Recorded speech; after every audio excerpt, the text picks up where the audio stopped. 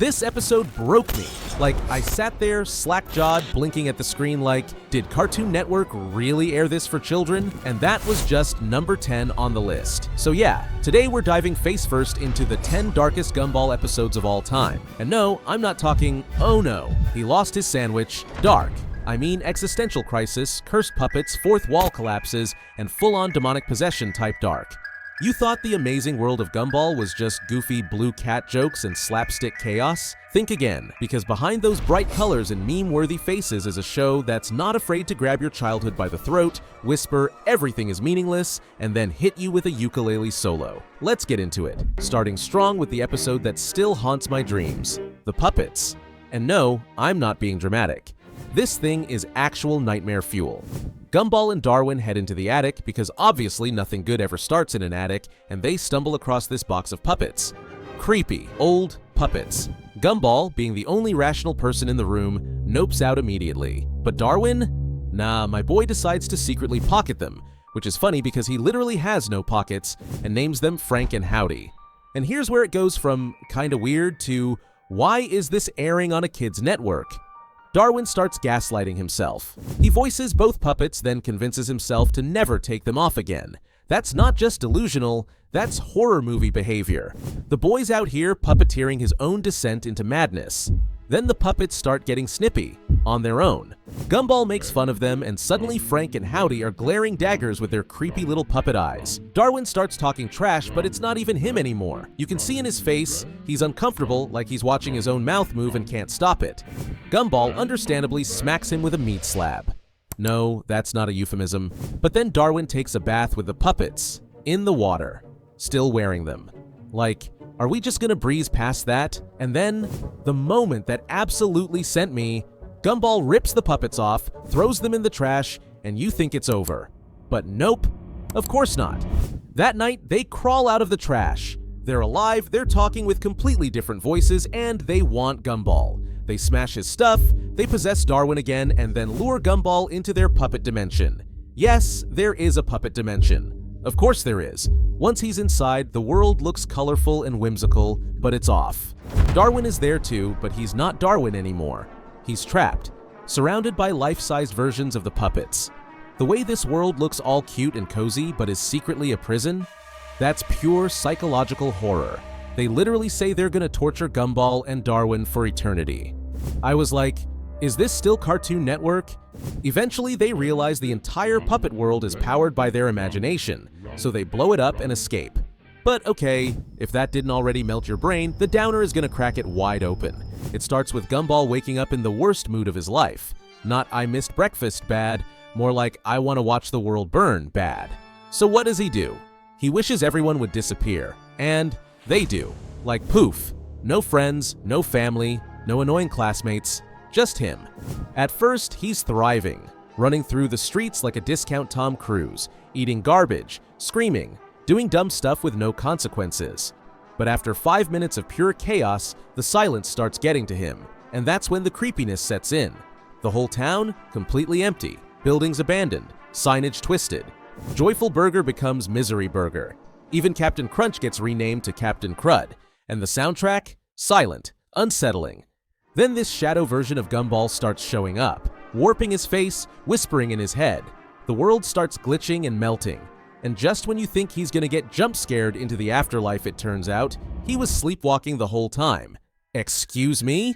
So we just hallucinated an apocalyptic psychological breakdown because Gumball needed a nap. How is this allowed in a kid's cartoon? If I dreamed this, I'd call a therapist. Okay, but if that was psychological horror, the burden is straight up uncanny nightmare comedy. Gumball and Darwin are told to watch the class hamster Chris Morris for the weekend. Harmless, right? Nope. First off, they confuse him with a hairball. Like, they think this random clump of fur is the hamster and carry it around all day. Meanwhile, the real Chris Morris is loose, and this dude is sinister. Like, the show gives us a literal 10-second uncut close-up of the hamster just staring into our souls. Eventually, he starts pulling Metal Gear Solid moves, slipping through shadows, dodging traps, playing 4D hamster chess. Gumball and Darwin try everything to catch him, and right when they're about to get arrested by mall security, don't ask, the hamster saves them. He waves them into a cabinet to hide them. Why? Because Chris Morris knows what it's like to be trapped. The hamster relates to their pain. What? Did I just get hit with a rodent monologue about freedom? This episode ends with them letting him go, and honestly, I hope he's thriving out there. Then we get the limit. What starts as a normal shopping trip ends in full-blown anime boss battle. Nicole, the mom, tells the kids not to get candy. Simple request. But Gumball, Darwin, and Aeneas decide that's unacceptable. So they go full rebellion mode. They stage distractions, form alliances, and basically declare war on their own mother. Bad idea. Nicole snaps. Like Hulk smash, scary glowing eyes sprinting down aisles like a Terminator. The animation literally shifts. Her movements stop being human. At one point, she gets tasered and just shrugs it off. She ages a guy with a look. Ma'am, what kind of power scaling are we working with here? Eventually, she sees her reflection and realizes she's become a monster. She apologizes. All is forgiven. And, of course, the kids still get candy. Because trauma is temporary, but sugar is forever. We're only halfway through the list and my brain's already fried. But coming in hot at number 6 is the dream. Gumball has a nightmare that Darwin stole his girlfriend, and instead of shaking it off like a normal person, he wakes up pissed. Like real-life consequences for dream crimes, level mad.